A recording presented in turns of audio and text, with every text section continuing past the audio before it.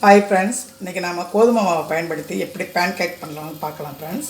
அதுக்கு தேவையான பொருள் பாருங்கள். ஒரு கப்பு கோதுமை மாவு எடுத்திருக்கேன், தேவையான அளவு ஜீனி எடுத்திருக்கேன், கொஞ்சம் ஏலக்காய் பொடிச்சு போட்டுருங்க, அதுக்கு பால் வச்சுருக்கேன், 2 வாழைப்பழம், முட்டை, கொஞ்சம் ஒரு சின்னதாக அது உடைக்க முடியல, ஒரு சின்னதாக அதில் சுக்கு இருக்குது, அது நல்லா தட்டி போட்டுங்க. அந்த ஏலக்காய் தட்டும் போது அது கூட சேர்த்து இந்த சுக்கும் கொஞ்சம் பார்த்து நீங்கள் தட்டி போட்டுக்கலாம் ஃப்ரெண்ட்ஸ். அவ்வளோதான். இப்போ அது அத்தனை பொருளையும் பயன்படுத்தி நான் ஏற்கனவே கரைச்சி வச்சுருக்கேன். அது கரைக்கிறது கொஞ்சம் லேட் ஆகும், அதனால முட்டை அடிக்கிற கம்பியில் நம்ம நல்லா அடித்து வச்சுக்கலாம். நான் இப்போ அதெல்லாம் போட்டு கரைச்சி வச்சுருக்கேன். இப்போ ஃபேன் அடுப்பில் வச்சுருக்கேன். பாருங்கள் இப்போ அப்படி செய்யலான்னு. இந்த நான் சீக்கிரத்துலலாம் அதில் எண்ணெய் போடல ஃப்ரெண்ட்ஸ். இப்போ இது கல் காஞ்சிருச்சு. ஒரு 2 கரண்டி போட்டு அவ்வளோதான். ரொம்ப நீங்கள் பெருசாக போக வேண்டாம்.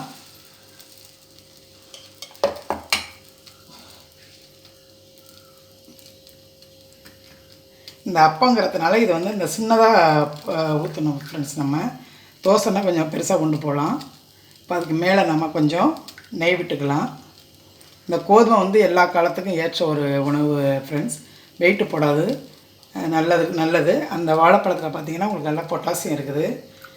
முட்டையில் பார்த்திங்கன்னா புரதம் இருக்குது, விட்டமின் இருக்குது, பாலும் ரொம்ப நல்லது. இது எல்லாமே ஹெல்த்தி ஃபுட்டு தான் நம்ம அதில் சேர்த்துருக்கோம்.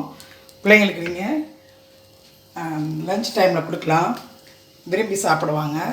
அதில் கொஞ்சம் சுக்கு சேர்த்துருக்கேன் ஃப்ரெண்ட்ஸ், அதுவும் உடம்புக்கு ரொம்ப நல்லது தான், தனியாக சாப்பிட முடியாது. உங்களுக்கு எவ்வளோ ஜீனியோ அதை பயன்படுத்திங்க. இந்த இருக்குது எல்லாமே நான் பொடிச்சில் போட்டிருக்கேன். இப்போ வாங்க பார்க்கலாம்.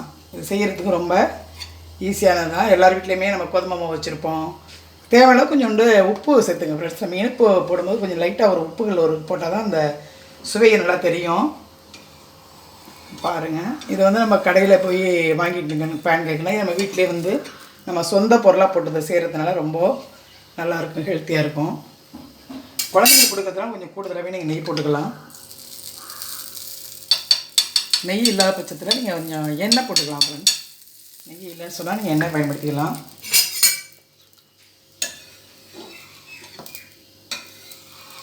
வந்துடுச்சு, நான் கொஞ்சம் வேகும்.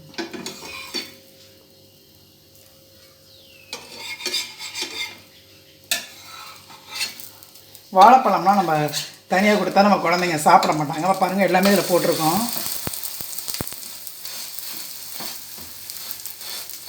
அந்த முட்டையெல்லாம் பொறுத்த கொஞ்சம் பம்முன்னு வரும். இந்த முட்டை போட்டிருக்கோம் பாருங்களேன்.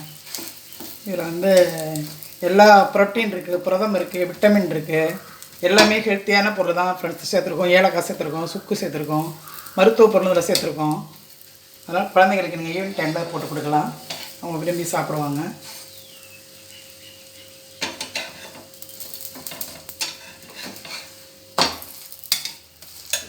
இதுக்கு தொட்டுக்கெல்லாம் கூட நமக்கு தேவையில்லை. எல்லாமே ஜீனியெல்லாம் போட்டிருக்கோம் இல்லையா, சுட சுட குழந்தைங்கள்ட்ட கொடுத்தா சாப்பிட்ருவாங்க ஃப்ரெண்ட்ஸ்.